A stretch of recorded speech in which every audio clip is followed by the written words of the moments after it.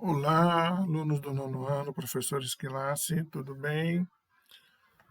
Esse daqui é o vídeo da leitura sobre a comunicação, né, meios de comunicação, a tecnologia envolvida nesse aspecto. E esse material que eu enviei para vocês, que vocês têm acesso aqui, ele é bem, assim, ele é um pouco extenso. Por isso que eu não vou ter muita atividade, né? São só 3 perguntinhas lá no final. Eu vou fazer a leitura de metade do assunto nesse vídeo, e aí no outro vídeo a gente faz a correção, mas antes vai ter a leitura da segunda parte. Então, mas vai ser bem tranquilo, tá? O importante é vocês entenderem esse assunto que a gente está trabalhando, tá? Então, lembrando que depois que você fizer essa atividadezinha lá das 3 questões, você vai registrar em foto, né? Tirar uma foto com o celular, colocar lá no GSA ou me enviar pelo meu e-mail aqui, tá bom? Então, essa matéria aqui é sobre do dia 19/7 a 23/7, porque aí depois vai ter uma semana de recesso, e aí volta dia 2 de agosto, e a segunda parte que eu vou ler com vocês vai até dia 6 de agosto, ok? Então vamos lá, vamos começar a leitura. Os avanços na comunicação. Hoje em dia, muitas pessoas dependem de telefones celulares do tipo smartphone para diversas finalidades. São tantas as funções que esses aparelhos possuem que uma ligação telefônica acaba sendo apenas uma delas entre várias opções. Apesar dessa evolução, a telefonia celular mantém o mesmo princípio de funcionamento de quando foi criada: a transmissão de informações, chamado de sinal, por meio de ondas de radiofrequência, que são ondas eletromagnéticas com frequências compreendidas entre 5 kHz e 300 GHz. O que mudou nos últimos anos foram o tipo e a banda desse sinal. O que é banda? Banda é uma faixa de espectro eletromagnético que é usada como frequência para as frequências de radiocomunicação, por exemplo, FM e AM. Então, é emitido, por exemplo, você pega uma rádio tipo Diário FM 99,7. Ela tem lá o seu espectro, né, eletromagnético. E o rádio, então ele é jogado com uma certa frequência. Quando você no seu rádio, você coloca nessa frequência, aí ele consegue captar esse sinal. E aí você consegue ouvir o que está sendo transmitido. Tá? É mais ou menos a mesma coisa na área do celular. Mas vamos lá. Então, atualmente, uma quantidade imensa de dados trafega pela rede de telefonia celular. Com o avanço da banda de internet móvel, é possível assistir a filmes e conversar por chamadas de vídeo sem que o usuário se dê conta de que há ondas eletromagnéticas sendo empregadas para realizar todas essas tarefas. Então é tão simples a gente fazer isso hoje em dia que você nem percebe o que tem por trás, né? Então é um avanço impressionante, principalmente quando pesquisamos como o sistema de telefonia era feito em meados do século passado, quer dizer, lá no meio do século passado, próximo de 1950. Então, naquele período, era necessário que um profissional, o telefonista ou a telefonista, conectasse manualmente as linhas de cabos entre os bairros e as cidades. Hoje é possível acessar a internet com 2 toques em uma pequena tela e realizar conversas via satélite, por vídeo, com alguém do outro lado do mundo em tempo real. Então você tem uma imagem aqui embaixo de uma estação, né, de uma estação telefônica lá no início do século XX. As ligações telefônicas elas eram feitas por meio de uma central, onde as telefonistas conectavam os fios para que houvesse contato entre o telefone chamador e o telefone receptor. Essa aí é uma foto da Alemanha em 1910, certo? Vocês terem uma ideia como é que vocês têm facilidades hoje, graças à tecnologia, facilidades que vocês têm hoje em dia. Então vamos falar um pouco mais sobre ondas eletromagnéticas e comunicação.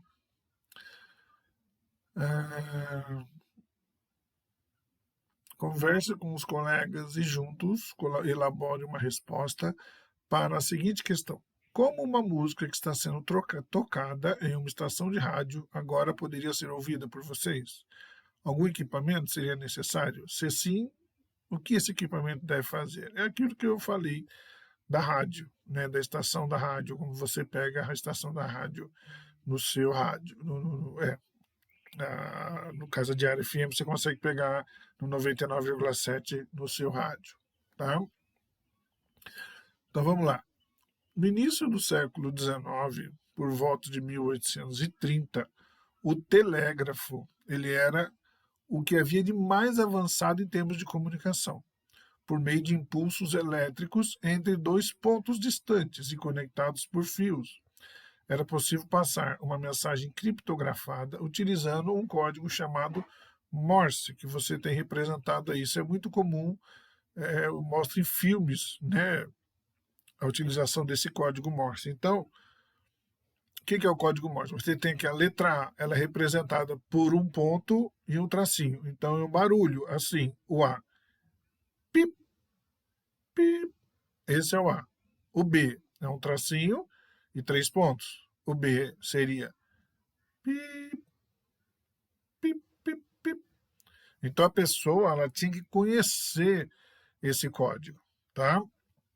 Então, esse sistema ele foi criado pelo estadunidense Samuel Morse. Tá vendo? É o nome dele, Código Morse, em homenagem a ele. Por isso que eu falo, o dia que eu descobri uma coisa importante, vocês também descobrirem, bota seu nome lá, para todo mundo saber.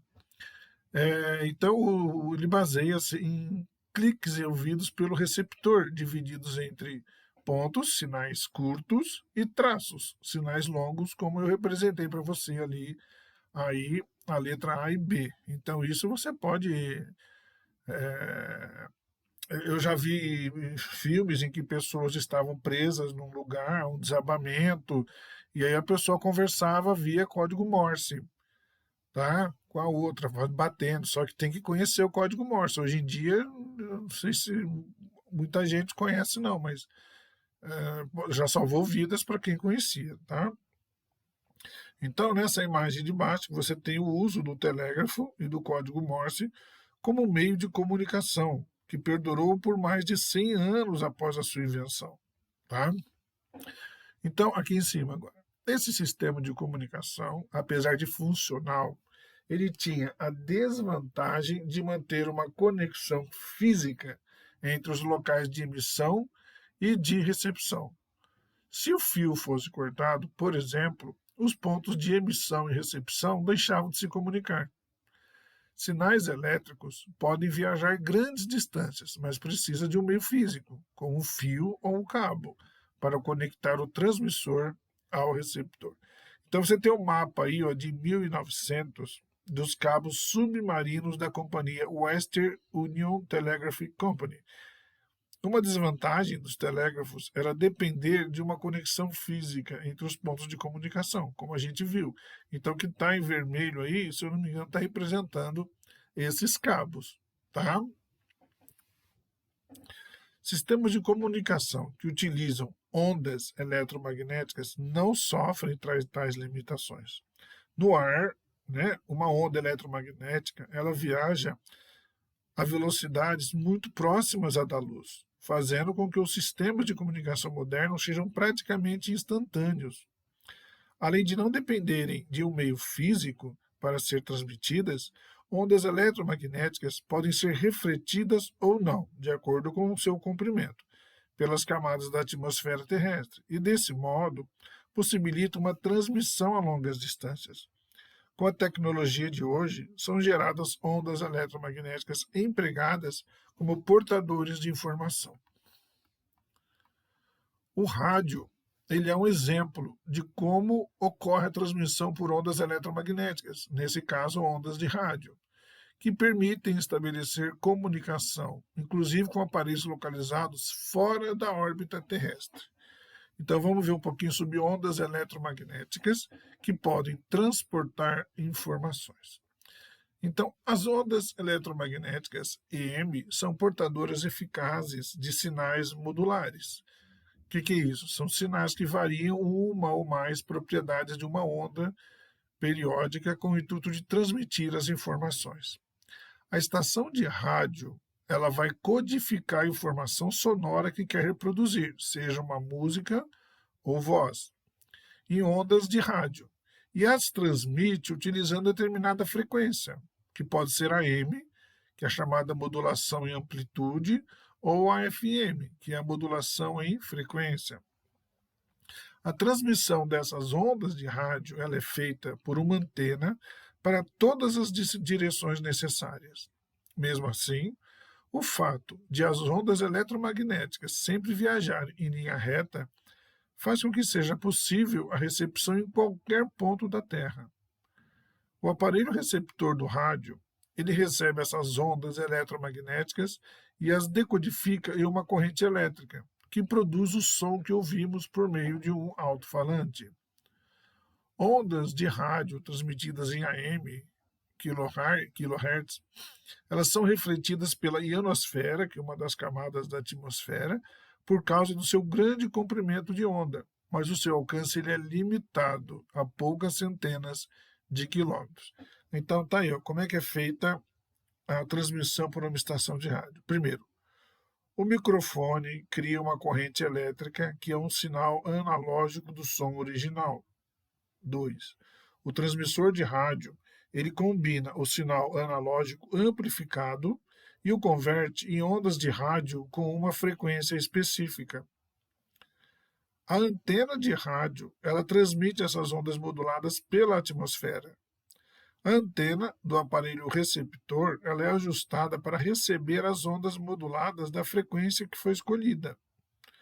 O aparelho receptor, ele filtra as ondas de rádio da informação transmitida no sinal analógico.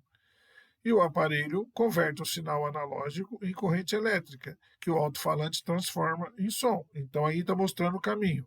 O microfone ou a música vai até a antena distribui para tudo quanto é lugar e o rádio que tiver conectado aí vai captar essa onda e aí vai retransmitir a música ou a fala da pessoa, tá? É isso. Agora, transmitindo para mais longe, estação repetidora e sinais de comunicação. Então, vamos lá, nós vimos que o AM são algumas poucas centenas de quilômetros. Agora, vamos ver a outra possibilidade. Quando a distância entre o emissor do sinal de rádio e o receptor é muito grande, as ondas de rádio não chegam satisfatoriamente ao seu destino, perdendo parte ou toda a informação que carregavam. A curvatura da Terra, lembrando que a Terra é redonda, ela não é plana, tá? Então a curvatura da Terra contribui para que as ondas de rádio entre o transmissor e o receptor se percam. Isso também acontece devido ao relevo, devido às montanhas, aos vales, né? E a obstáculos como prédios e demais construções. Até mesmo as condições meteorológicas interferem na transmissão e bloqueiam parte das ondas de rádio.